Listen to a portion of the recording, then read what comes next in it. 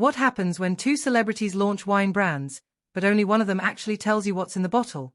Asterisk asterisk. Today we're diving into the most lopsided celebrity wine battle of 2024, and trust me, the results will surprise you. We've got Cameron Diaz in one corner with her transparent, award-winning wine empire, and Meghan Markle in the other with, well, let's just say it's complicated.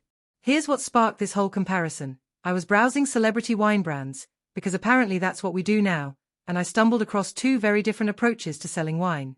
One felt like chatting with a knowledgeable friend at a wine bar. The other felt like trying to buy mystery juice from someone who really doesn't want to answer questions. Let me paint you a picture. Cameron Diaz's Avaline brand? It's like that friend who shows you exactly what's in their homemade cookies, down to the brand of vanilla extract they used. Here's what Cameron gives you straight up. The maker, Ethic Drinks, a real company you can Google. What's actually in it? Grenache, Sinsalt, Caladoc, and Syrah grapes. Where it's made, France, specific regions, not just somewhere European.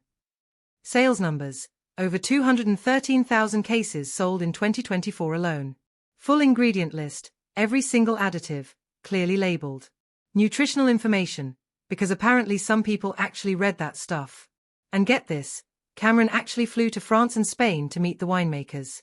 She built a team that's 90% women. She earned actual industry accolades. This isn't just slapping a label on existing wine, this is building something from the ground up. The price? $24 a bottle, or even less with a subscription. Reasonable for what you're getting. Now, Meghan's wine? Imagine walking into a restaurant where the menu just says food, $30 with no other details. That's basically what we're dealing with here. Here's what Meghan's brand tells you. Grape varieties, crickets. Who made it? More crickets. Where it's made, the sound of wind through empty bottles. Ingredients, notes of melon and the warmth of the sun. Wait, I'm sorry, is this a wine description or a weather forecast? The warmth of the sun isn't an ingredient, folks. It's not even a tasting note. It's what happens when you run out of actual things to say about your product. The price? $30 per bottle, but here's the kicker, you can't buy just one. It's a minimum 3-bottle order. That's $90 for what is essentially mystery juice in pretty packaging. Here's where it gets interesting. While Cameron's wine is proudly vegan-friendly, uses organic grapes, and lists every single thing that goes into the bottle, Meghan's brand treats basic product information like state secrets. No nutritional info. No ingredients list. No sourcing details. If transparency were wine, Meghan's bottle would be corked shut and buried in a vault. This feels like what happens when someone wants maximum profit with minimum effort. It's giving serious. I found a supplier, slapped my name on it, and marked it up 300% energy. Remember when reports came out that Meghan was looking for a CEO to run this wine venture? A CEO? For what exactly? She doesn't even list what's in the bottle. What would this CEO manage? The mystery. Compare that to Cameron's operation. She's got supply chains mapped out, sustainability partnerships, clear manufacturing processes, and a transparency pledge that's longer than most people's grocery lists.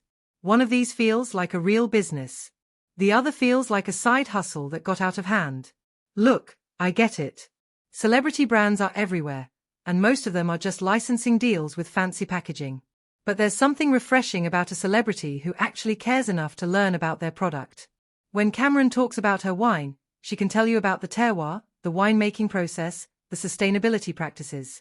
When Meghan talks about hers, you get poetry about sunshine and vibes. It's like the difference between someone who actually knows how to cook and someone who just bought a really expensive apron. Here's my theory. Meghan's wine is the Instagram filter of beverages. It looks cute in photos, but when you zoom in, there's nothing of substance underneath. If her wine was organic, she'd be shouting it from the rooftops. If it had won awards, we'd know about it. If it had an interesting backstory, we'd have heard the story 50 times by now.